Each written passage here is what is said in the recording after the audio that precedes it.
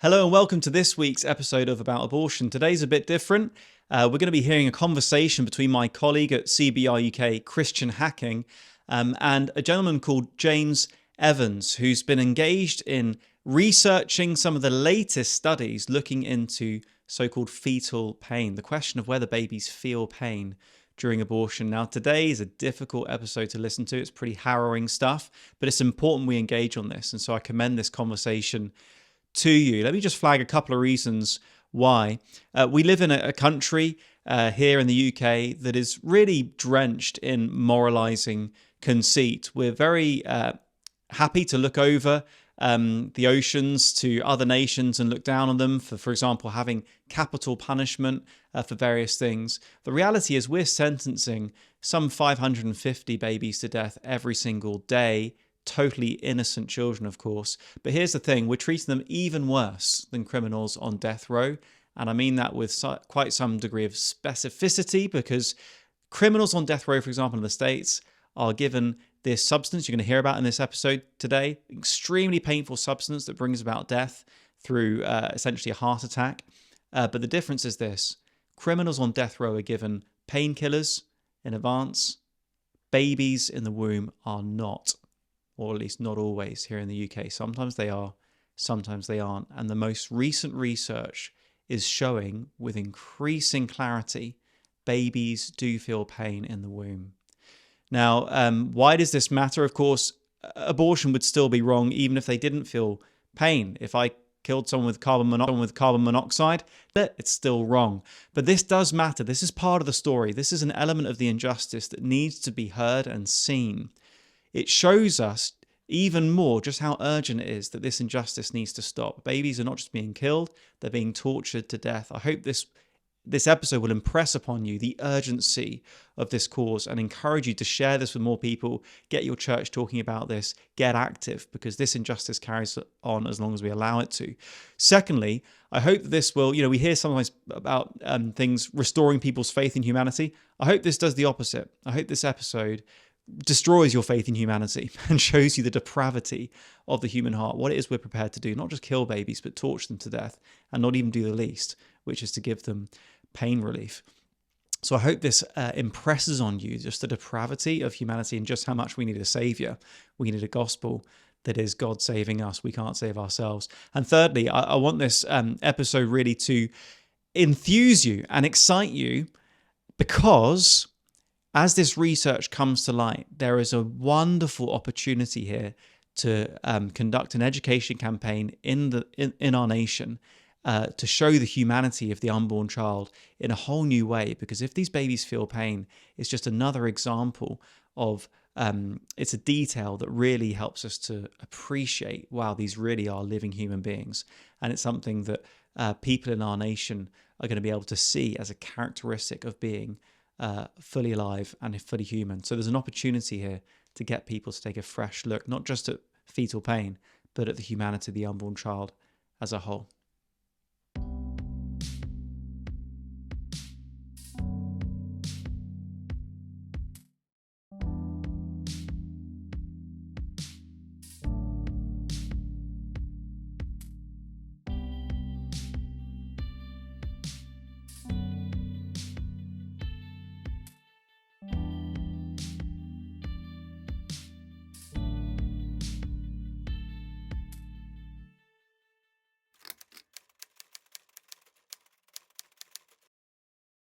Hello, my name's Christian Hacking. I'm the Public Engagement Officer for CBR UK. It is my privilege to be joined by James Evans today to talk about his research on fetal pain. So, James, just before we dive in, tell us what's the research you've been. Well, no, tell us about yourself. I'm a science teacher by trade, background in genetics, and the last 5 years, so quite recently, I've been involved with abortion advocacy and flagging things up that people aren't talking about or are seemingly buried in red tape. Wow. So I mean, let's be. I mean, I've known you for a few years now. So you're a school teacher by term. You're a pro-life researcher, kind of in the holidays and around that. And so you've been doing research for a number of years, mainly using FOI requests, or is that fair? Yeah, freedom of information surveys are, they're a big thing.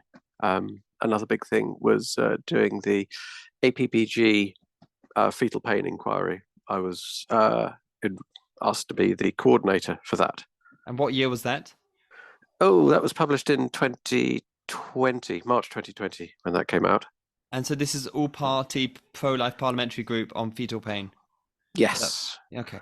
Brilliant. So you've got you're not new to this. You've actually been wrestling with this information, and you're something of an expert in this area. So it's a real privilege to have you on the call. Yes, I wouldn't say an expert, but certainly someone who has been. It was my job to get the experts and get the MPs and peers to ask the experts the questions, and then that was a huge amount of data, and then to compile that into a report and then condense it again.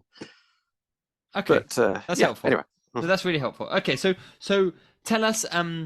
Hopefully, by the time we're airing this interview, the Daily Mail would have written a piece on this, on your research, bringing the attention of the UK population and the Daily Mail readers in particular to what is really going on. So just in very lay terms, just tell us what research have you been doing, what results have you yielded, and then we can explore a few things about that as we go along. Well, I sent out a freedom of information question to every maternity providing trust in England. So that was about 130 or so. The first question was, do you perform feticides? And then following that, if they do they use fetal painkiller as standard? And if they don't, if the mother requests fetal painkiller, would they give it? And the third one was, what particular method of feticide do they use? Thanks so much for listening in on this week's episode of About Abortion. Hope you're enjoying it. I guess if you've got this far, you are. Now, if you do appreciate what we're doing and the messages we're trying to get out there, there's a number of ways you can help us. We want to get these life-saving, vital messages to as many ears as we can. If you like this video, it really helps to boost its visibility. More people will see it. If you comment, that's really helpful. Share it, of course, with friends, family on social media. And of course, if you subscribe to our YouTube channel, that'll make sure you won't miss any of our future episodes. Now, just one more thing. We're so happy that this podcast is available free of charge to whoever wants to listen in. But it's not free for us to make. It costs about £300 a month for us to produce and distribute these podcasts. Now, you can help us to maintain this. We depend entirely on individual donors for this work. Can I ask you to consider taking out, as it were, a subscription, a voluntary donation of about £7 or £8 a month to support our work? If we get about 40 people giving around £7 or £8 a month, maybe similar to what you might be paying Netflix or Amazon Prime on a monthly basis, that will cover our costs and enable us to keep getting these messages to everyone who needs to hear them. Well, I'll let you get back to the show now. Thank you so much for listening in. God bless. What is feticide? So feticide, that is injecting a baby in the heart with potassium chloride, basically to give it a heart attack. That is the standard method of abortion for the last trimester. So we're talking week 22 onwards up to full term. Before we actually deal with the results that you've actually gleaned from your survey, tell us more about potassium chloride. What is it? How's it used? I believe it's used in the American criminal justice system and in medicine. What's its kind of how's it? What's its use? So potassium chloride, naturally occurring substance. We need it for our nerves to fire signals. Some people have potassium deficiency, and they might need diluted intravenous potassium chloride, but it causes muscles to contract, and so that actually makes it quite handy. If you want to kill someone, then you can inject them with potassium chloride. It basically triggers a heart attack. Okay, and am I right in thinking it's actually used on death row for the lethal injection in America? Is that correct? Yes, that's right.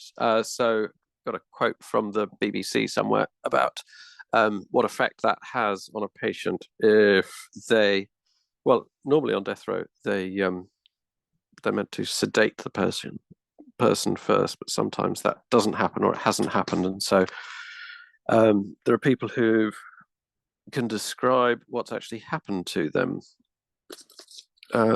Also, I've got a quote from the Human Rights Watch as well of people. Well, why don't you read us the BBC one? Read us the BBC article on potassium chloride when applied to death row inmates. Okay, I can include the link that to go with the podcast. But the BBC article, "Life and Death Row: How Lethal Injection Kills." So here we go. To stop the heart, potassium chloride is administered directly after the vecuronium bromide. Without proper sedation, this stage would be extremely painful. The feeling has been likened to liquid fire entering veins and snaking towards the heart. If the inmate is not fully paralyzed, their muscles will also spasm uncontrollably, causing them to buck on the gurney. Wow. Okay. So obviously, a kind of a mineral that is essential in muscle contractions. Yep.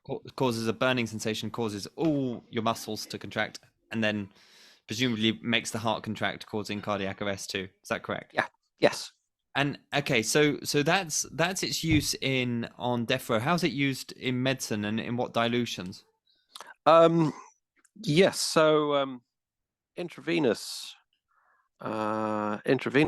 that would be it's diluted 50 times, or that is the 50 times is it's not the maximum dilution. It must be diluted 50 times or more. So the strongest that we can have it is 50 times the dilution for that of a Ferticide or for a lethal injection.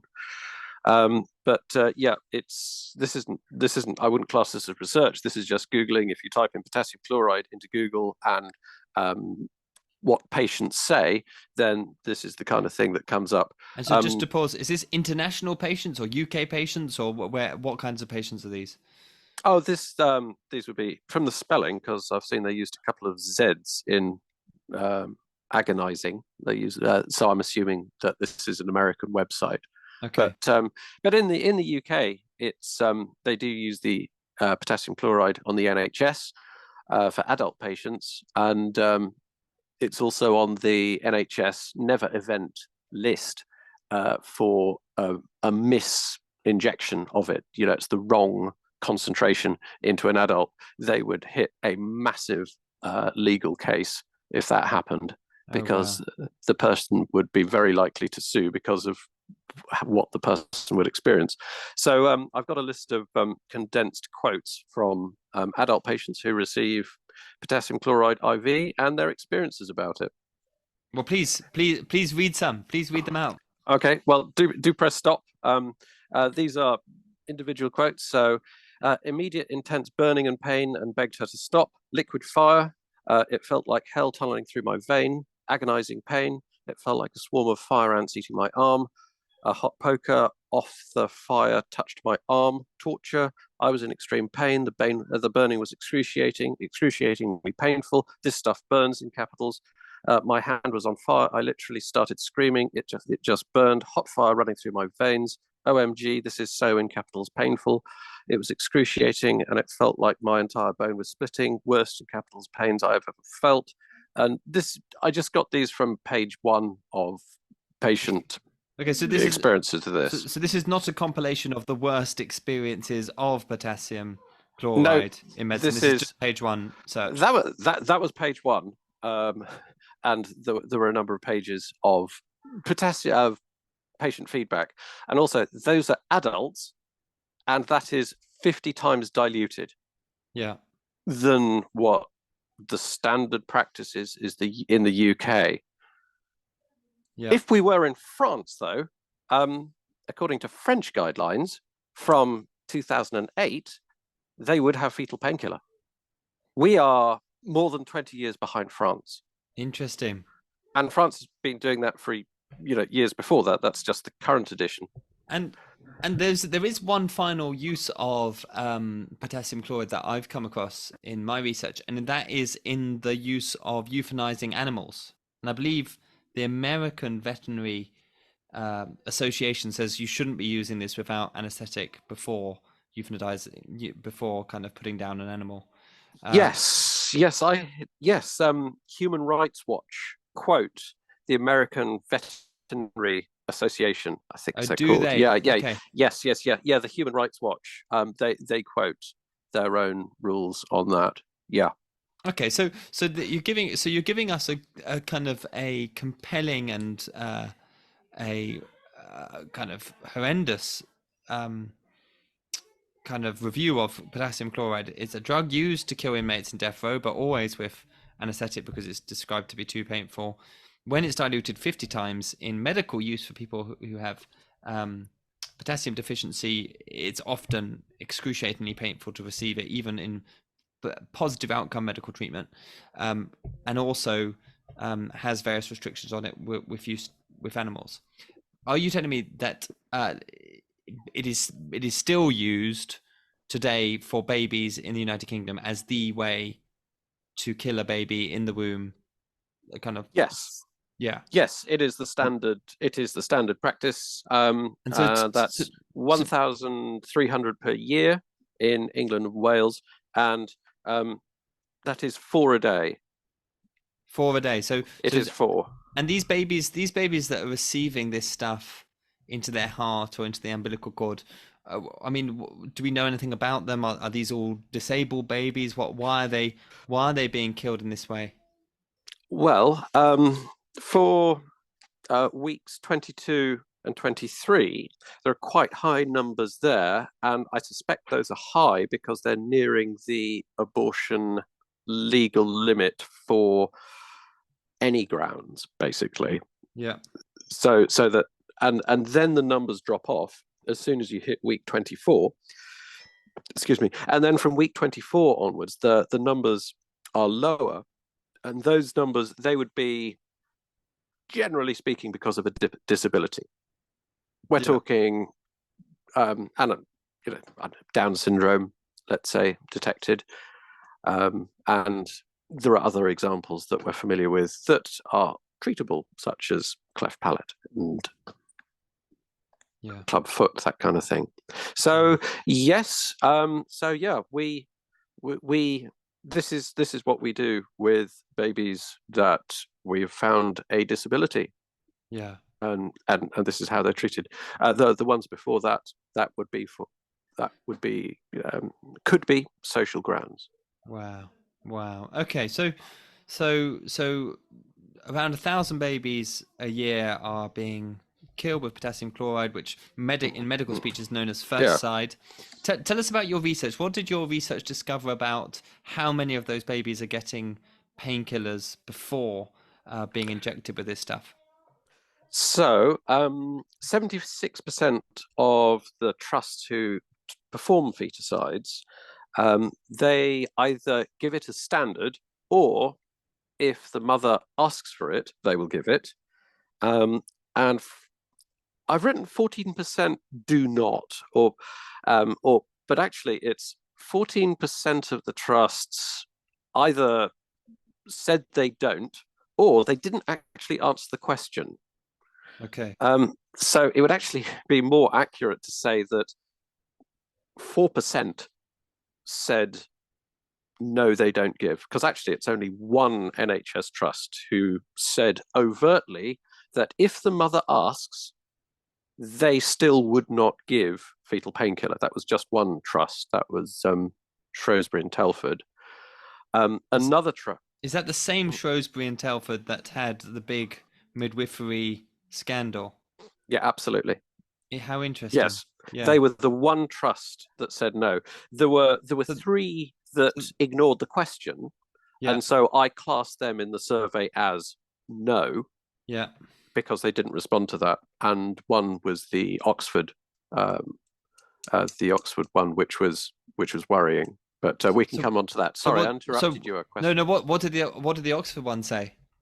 The Oxford response said that most of the others said they injected the potassium chloride into the heart, which there's a needle going into the unborn baby's chest, And which isn't great. Let's put that in perspective. Even a thin needle for an unborn baby, I mean, that's like, it's like it'll be pencil sized or like a screwdriver in terms of relative to their body size. Is that fair?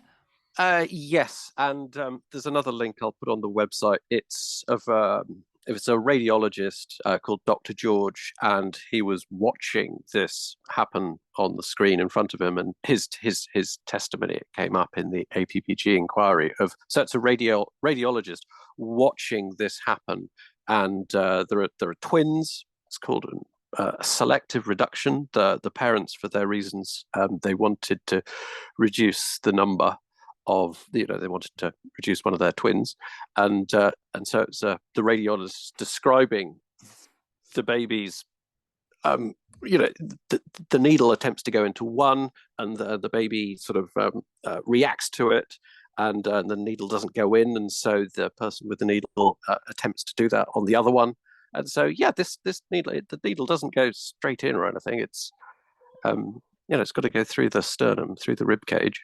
Wow. And it's arguably cartilage, the bone's beginning to form, so it's the needle's got to go in. However, I suppose your initial question was, what are Oxford doing? So you said that Oxford were particularly bad. What are their practices?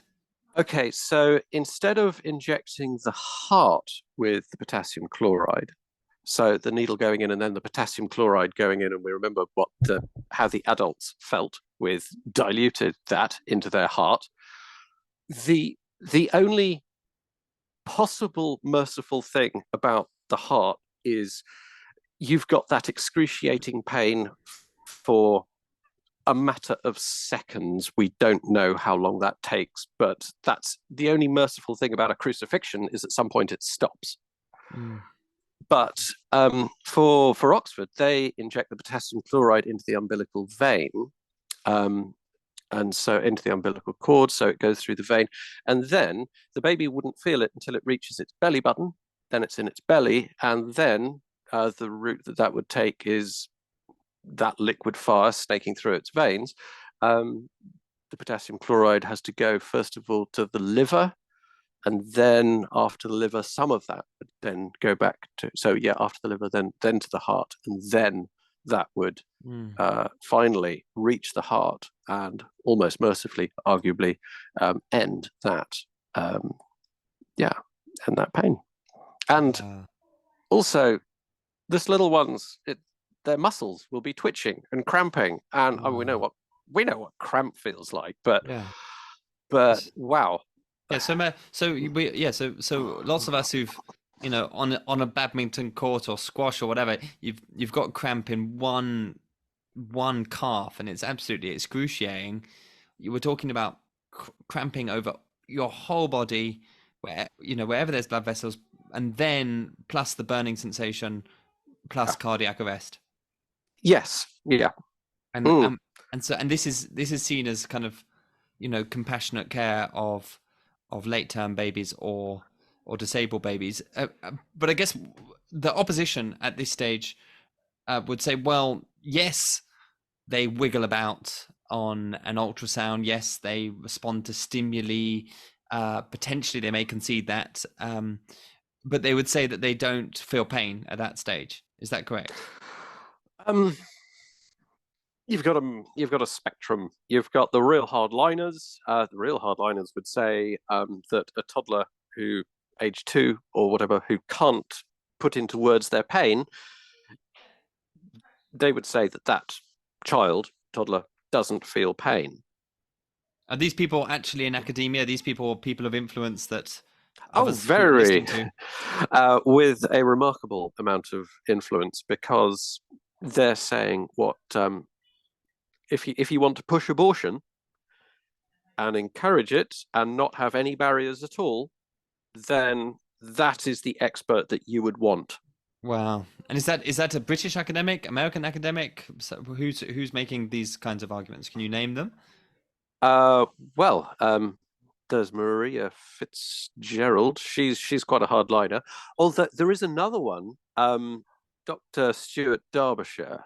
Now, he was very much in that camp, but it was back in 2019 that he had a Damascus Road experience in terms of fetal pain. He was the RCOG's one of their two, basically, experts on fetal pain that said what they wanted to.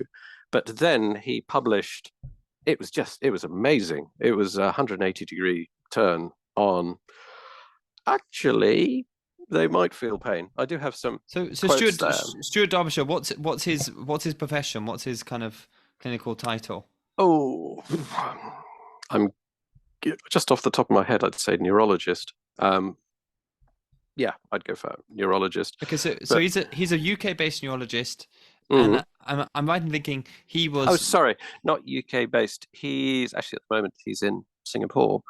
But Dr. Derbyshire, yeah, he published Reconsidering Fetal Pain. I'll put the link in the thing. But now he is pro-choice. He calls himself pro-choice. He's advised with Planned Parenthood, the American pro-abortion organization, and he now states fetal analgesia and anesthesia should thus be standard for abortions in the second trimester, especially after 18 weeks, and then blah, blah, blah, blah, blah, blah, blah, from as early as 12 weeks.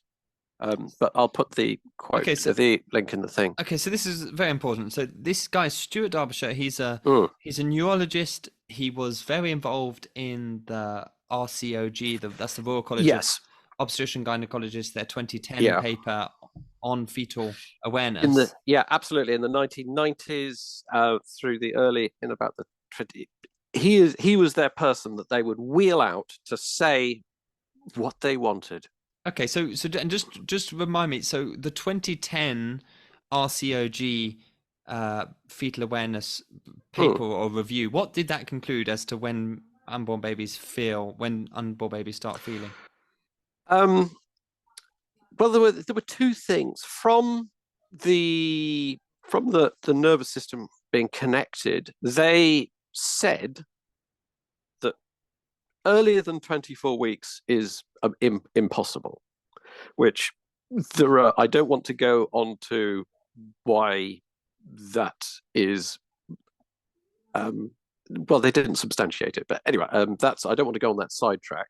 The other assertion they made, and advised mothers accordingly, was that in the womb, a baby is in an unconscious state and doesn't come to consciousness until birth. Wow. And how did they come to that conclusion?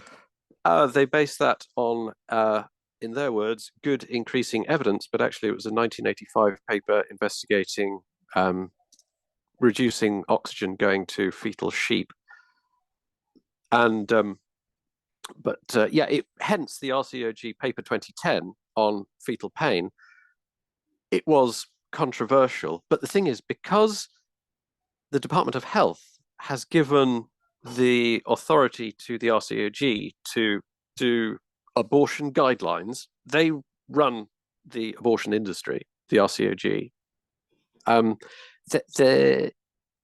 they are not, as far as we can see from written parliamentary questions, they are not held to account. So the Department of Health doesn't check what they write. And so they've made some remarkable claims in some of their papers. Also, it's not just on fetal pain that they have been trying to keep the lid on things. There's been, other areas like the link with between abortion and breast cancer, the link with abortion and mental health, the making sure that NHS numbers aren't tracked so we can actually see the short and long-term impacts of abortion on women's health, conscientious objection in abortion, abortion with disabilities. They have been keeping a lid on the official party line of the abortion industry without being checked. Who guards the guards? At the moment, no one. So, and this is interesting because the 2010 paper that they published saying, a fetus isn't aware, or it's impossible for a fetus to feel pain before 24 weeks, just align very neatly with the upper limit of UK abortion law at the time and currently. Okay. Yes, and another observation is these 76% of NHS trusts who do give fetal painkiller or do make it available, they have done that even though the official party line at the time of them coming up with these procedures was a baby is unconscious in the womb. So why were NHS facilities feeling like they should go against the guidelines? Well, this is conjecture, but if I were looking at these ultrasound screens in increasingly better resolution and seeing what's happening to these babies and how they respond to what we're doing to them, because you're seeing that every day, even though your Royal College says a baby doesn't achieve consciousness, the evidence looks like they do not achieve consciousness, that might placate your conscience a bit, but you're seeing this stuff every day on a screen of what is happening. Yeah. It would be a heart of stone that doesn't go, actually, maybe we should give fetal painkiller before this because this isn't good. And just to clarify before we get to, is the fetal painkiller also administered by an injection, or is it via the mum? So what it's not particularly fun. They put the needle in, and at the other end, and attached to the needle is a pipe, and the end of the pipe is outside the mother, and they would put in, once some blood appears, they know that the needle's in the right place, and then they put in, if they're giving fetal painkiller, they would put in an amount of something like fentanyl or something like that, and then once that's been injected in, then they'll put in the potassium chloride. But straight after. Yeah. And in terms of how long, presumably they then scan for heartbeat. How long does the heart beat after that point, or you don't have that information? It is a matter of seconds, is my understanding, but they would check after a few minutes that the heart has stopped beating. Yeah. Hoy. Okay, so what you've discovered from your research is 76%. Is it 76% of trusts? Yep, 76. Yep, 76 of the trusts that do feticide. Of feticide, they offer, they give fetal painkillers only if the mother requests it. Okay, so of the 76, so it's 49%. So let's say half. Yeah. Give fetal painkiller as standard. Okay. And of that, that's either fentanyl just before the potassium chloride, or instead of giving potassium chloride, they give a lethal dose of painkiller. Let's say a lethal amount of fentanyl or a lethal amount of lignocaine. Yeah. But 26%, so let's say that's a quarter. Yeah. They only give it if the mother specifically asks. Yeah. Which produces its own problem of if you've got experts telling you this is the procedure, this is what happens, and actually a lot of people don't know about fetal pain. They might have seen it on Google, but some mothers do ask. We know that from the back of the 2010 RCOG page, because in the back of that is common questions that mothers ask. Will my baby feel pain? And they put no, because there's evidence to suggest that the baby is unconscious in the womb until birth. So we know that is a question that mothers ask, but interesting.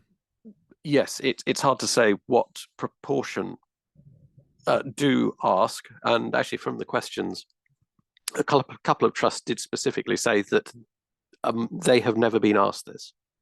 Interesting.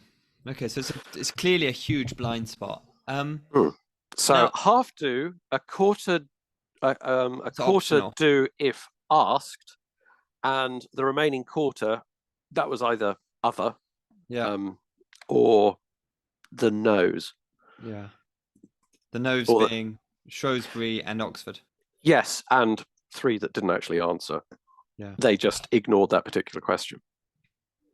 Oh, it's too awful for words, isn't it? If only we could see and feel what those babies went through. And I guess that's our job, isn't it? Is to articulate that to the broader society. Well, you said if only these unborn babies are recognised as human, then they would be seen legally as patients, and therefore they would. Wow, that would be a game changer if unborn babies are recognised as being human. And this is certainly what we are working towards and praying for and believing that this can happen, not just elsewhere but in our lifetime. But this actually raises an important question. CBR UK recently did a nationwide survey of 874 respondents in over 20 UK cities, and one of the questions was asking people that using the Stuart Derbyshire 2019 Reconsidering Fetal Pain, saying that according to the latest research, an unborn baby can feel pain from 12 weeks onwards. In light of this, would you support the administration of painkillers before the baby is intentionally killed in an abortion procedure? Words to that effect. That may not be the exact wording. Anyway, what was really interesting is 79% of people we interviewed supported this notion that if you're gonna kill a fetus, even if these people are pro-choice, right? 76% of people who supported abortion up to birth still supported this proposition. So there's clearly a huge amount of public support for the notion that yes, if you're going to kill the unborn baby, then at least you should give them pain relief.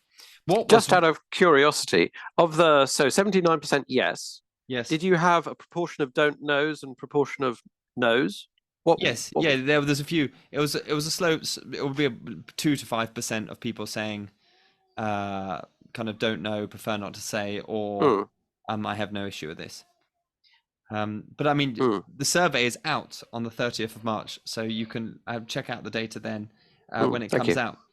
But what was really interesting is one of the groups that objected most or chose to say prefer not to say or no to this question were actually Christian people who were against abortion, because they thought, listen, I'm against the killing of an unborn child regardless. You know, whether the child is in excruciating pain or whether the child has painkillers. Really, I don't want to be part of this at all, right? Yeah, I have met that. Sure. Okay, so but what's really interesting, and this is I guess my closing question for this short interview is your research, and hopefully, you know, we've done this interview retrospectively, but hopefully we're in the light of national conversation going on as a result of this Daily Mail article. You know, what's a good outcome from this? Where should pro-life Christians position themselves? Should we be pushing for fetal pain relief, or is the discussion around fetal pain relief really just a way of humanizing the unborn child in the womb? Well, sorry, in my brain I've got 3 things going on. We haven't mentioned anything about dismemberment abortions. Yes. The D&E abortions, but I'm very much aware that the clock is ticking. So, but D&E, are you saying that the majority of these babies who are being killed with potassium chloride are then being given D&E abortions? No, because we've only dealt with the feticides. Fetal pain is also an issue with D&E abortions, the dismemberment abortions, and there are 50 of those going on a day. And how many is that a year? 17,140 a year. And if Stuart Derbyshire, the fetal pain expert, is right that 12 weeks is when they could be feeling pain, then you've also got the little ones being sucked through a pipe, and those are Oh, actually, those are 17,140 a day. You got the sorry, not a day, a year. You've also got the D&E abortions. Those are 8,500 a year being dismembered at the same age that spina bifida surgery is happening, and they get fetal painkiller on the NHS. So if I'm understanding you correctly, you're saying that if you win the argument on fetal pain, what will follow is that all babies being aborted past 12 weeks, as our survey question asks, there could be a case to say that all D&E abortions should require fetal pain relief before undergoing the procedure. Is that what you're saying? If we win the argument, at the very worst, babies dying in this horrible way get painkiller. At best, people recognize babies in the womb feel pain, ergo are human. Yeah. And yes, feticide, it's not just feticide, it's also this dismemberment abortion. And also, it would be impossible to say the vacuum aspirations, the ones being sucked through a pipe, you cannot say that they cannot feel pain. So so you're saying that really there's a lot riding on this question. It's kind of, if we pull the stitch out on fetal pain, and when an unborn baby feels pain, the whole garment may come loose in terms of the industrial killing of these babies, or would it just be a stick in the wheels? Well, at that point, the limiting factor is us people with our blindness on whether or not we would acknowledge at that point. You would get a proportion of the population who would stay as they are, and you would get some people who it's kind of a parallel with people who are willing to become Christians and willing to hear God and acknowledge and go, oh, actually, yeah, okay, I can see this is real, this is true. It's down to hardness of hearts at that point. A greater proportion of the population, I think, would be willing to acknowledge unborn babies can feel. They're human. Yeah. James Evans, I'm going to bring the interview to a close now. Thank you so much for your time. Thank you so much for the research you've been doing on this. And let's finish on that note, which is this research, this Daily Mail article that hopefully is being aired and is convicting the conscience of the nation. Are we going to be so hard-hearted that we're not going to take action on injections being inserted into the hearts of feeling pain-inducing chemicals on unborn babies in the womb? Let's pray that Lord has mercy on the babies and on us as a society as we seek to bring this barbaric procedure to an end.